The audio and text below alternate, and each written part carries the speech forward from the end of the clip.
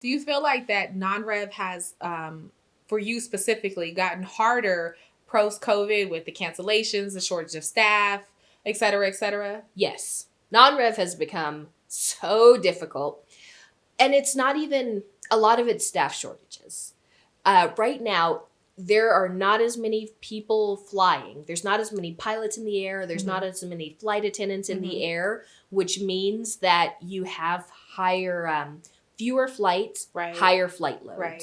So your chances of getting on are very hit or miss. Okay. You have to be so strategic around trying to find your flight.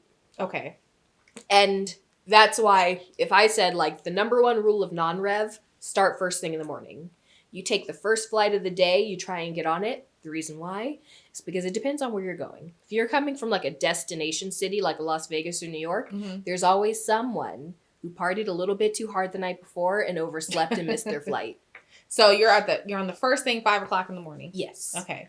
I'm always at the airport so early because I can usually get on the first flight, but also it gives you the greatest number of chances. If you don't make your first flight, then you keep on trying.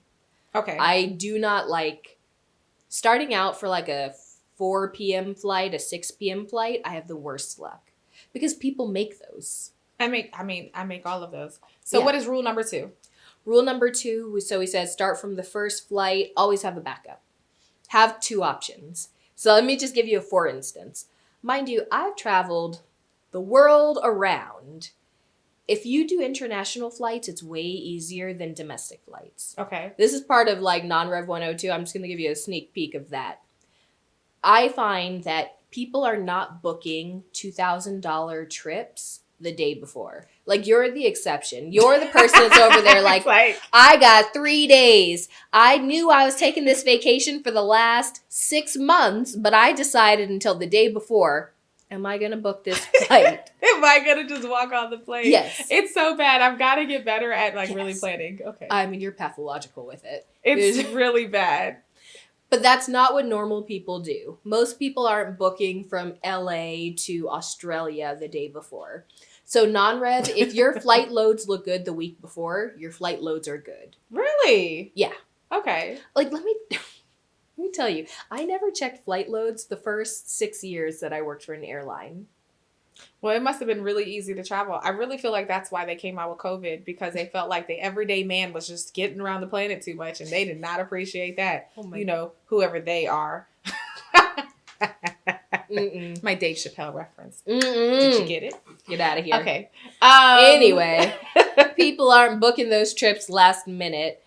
But if you're doing domestic trips, it's not uncommon for someone to say, yeah, I think I can afford to spend $250 to go from Las Vegas to New York for the weekend. Okay, so that's rule number 2, having backup plans. Rule number 3? Well, we're going to get back into backup plans. Let me just give you a quick story so you understand. Okay. I was supposed to be going from Vegas to Columbus on a Friday night because my best friend's baby shower is happening. And you think, you're leaving Vegas on a Friday. Okay. Easy.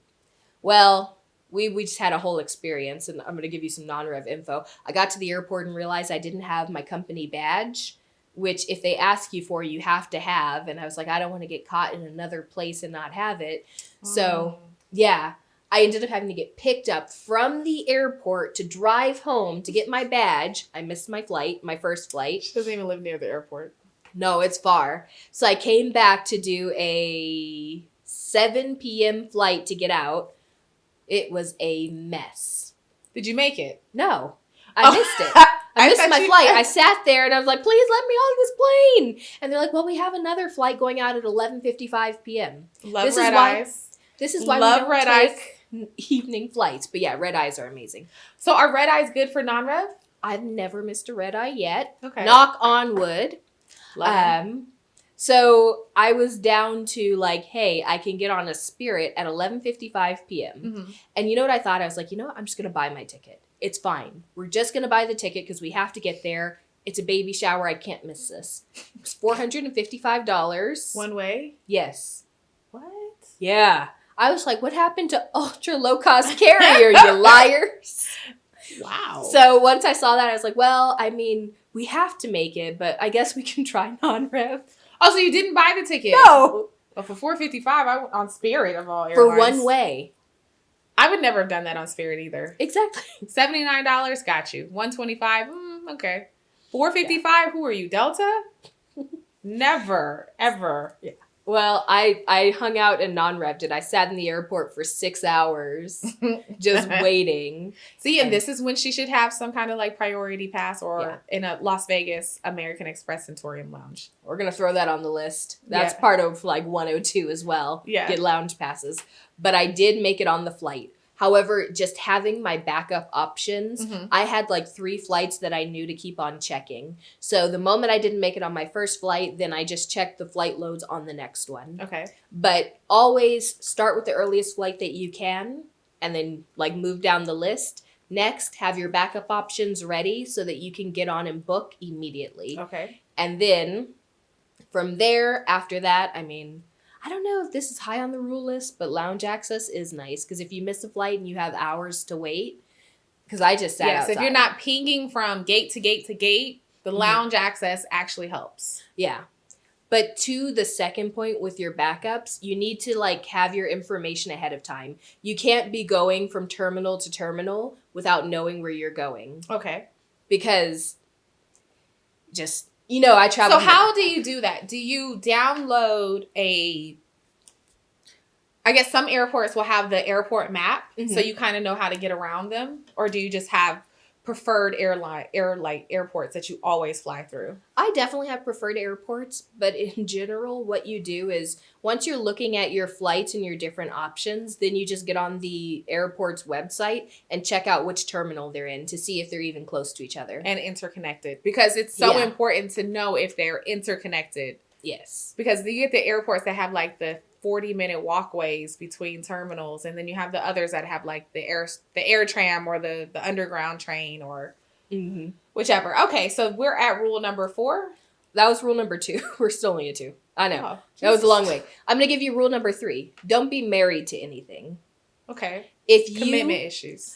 No. This works well for you. I mean, not literally don't be married. Married people non-rev, but don't be married to your plans. I'd put it like this. If you are going with someone, like when we went to Nicaragua for our family vacation, they all told me that I couldn't non-rev. I needed to buy my ticket because it couldn't be a extreme circumstance. Please do not listen to her. Extreme circumstance. No, it you was guys a told government uprising in the country. That shouldn't even count as it wasn't the uprising. You told me I could have non-revved with the uprising because the flights were empty. Yes, but how did we know that? Exactly, but you guys told me ahead of time that I needed to book my tickets. So what if you had missed a family vacation? Exactly. So if you have something like that, book your ticket. Oh, okay. Look, am I happy about that decision? No.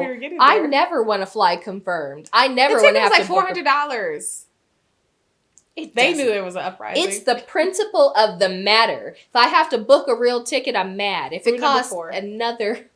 Commitment issues is 3. 4 is what? Look, we're going back to rule number 3. We have stories. I have things to tell people. I've had to bail out of places because I couldn't get to where I was going. She did. And you just end up where you end up. Okay. You have to accept that. Rule number 4 would be to have more money with you than you think you're going to need. What? Wait, what happened? I thought we booked the non-rev ticket to save money, and now we need to be carrying more money. Apparently, we're on the budget.